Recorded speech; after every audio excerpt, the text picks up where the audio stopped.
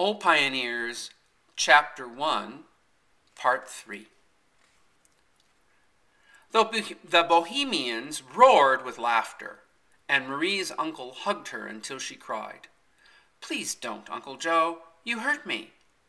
Each of Joe's friends gave her a bag of candy, and she kissed them all around, though she did not like the country candy very well. Perhaps that was why she bethought herself of Emile. "Let me down, Uncle Joe," she said. "I want to give some of my candy to that nice little boy I found." She walked graciously over to Emile, followed by her lusty admirers, who formed a new circle and teased the little boy until he hid his face in his sister's skirts, and she had to scold him for being such a baby.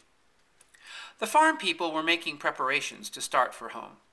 The women were checking over their groceries and pinning their big red shawls about their heads. The men were buying tobacco and candy with what money they had left, were showing each other new boots and gloves and blue flannel shirts. 3 big Bohemians were drinking raw alcohol tinctured with oil of cinnamon. This was said to fortify one effectually against the cold, and they smacked their lips after each pull at the flask. Their volubility drowned every other noise in the place, and the overheated store sounded of their spirited language as it reeked of pipe smoke, damp woolens, and kerosene. Carl came in wearing his overcoat and carrying a wooden box with a brass handle. "Come," he said, "I've fed and watered your team, and the wagon is ready." He carried Emile out and tucked him down in the straw in the wagon box. The heat had made the little boy sleepy, but he still clung to his kitten. "You were awful good to climb so high and get my kitten, Carl. When I get big, I'll climb and get little boys' kittens for them," he murmured drowsily. Before the horses were over the first hill, Emile and his cat were both fast asleep. Although it was only 4 o'clock, the winter day was fading. The road led southwest toward the streak of pale, watery light that glimmered in the leaden sky. The light fell upon the 2 sad young faces that were turned mutely toward it, upon the eyes of the girl who seemed to be looking with such anguished perplexity into the future, upon the somber eyes of the boy who seemed already to be looking into the past. The little town behind them had vanished as if it had never been, had fallen behind the swell of the prairie, and the stern, frozen country received them into its bosom.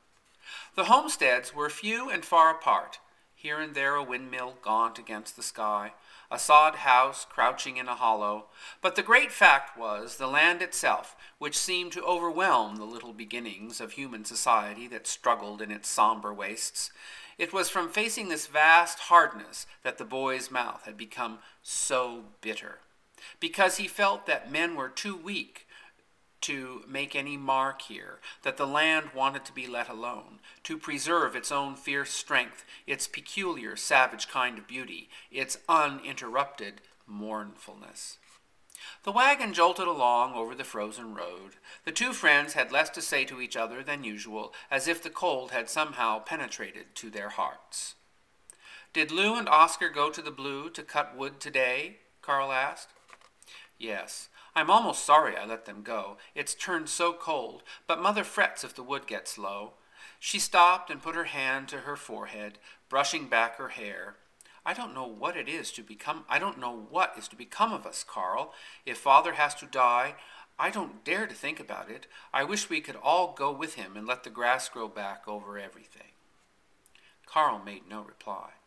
Just ahead of them was the Norwegian graveyard, where the grass had indeed grown back over everything, shaggy and red, hiding even the wire fence.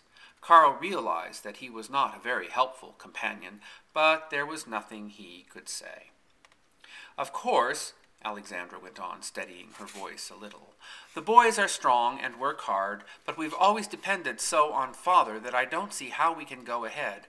I almost feel as if there were nothing to go ahead for." "Does your father know?" "Yes, I think he does. He lies and counts on his fingers all day. I think he is trying to count up what he is leaving for us. It's a comfort for him that my chickens are laying right on through the cold weather and bringing in a little money. I wish we could keep his mind off such things, but I don't have much time to be with him now. I wonder if he'd like to have me bring my magic lantern over some evening. Alexandra turned her face toward him. Oh, Carl, have you got it? Yes, it's back there in the straw. Didn't you notice the box I was carrying? I tried it all morning in the drugstore cellar, and it worked ever so well. Makes fine big pictures. What are they about? Oh, hunting pictures in Germany, and Robinson Crusoe, and funny pictures about cannibals. I'm going to paint some slides for it on glass, out of the Hans Andersen book. Alexandra seemed actually cheered. There is often a good deal of the child left in people who have had to grow up too soon. Do bring it over, Carl. I can hardly wait to see it, and I'm sure it will please Father. Are the pictures colored?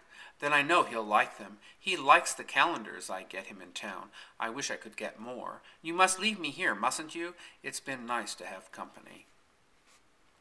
Carl stopped the horses and looked dubiously up at the black sky. It's pretty dark.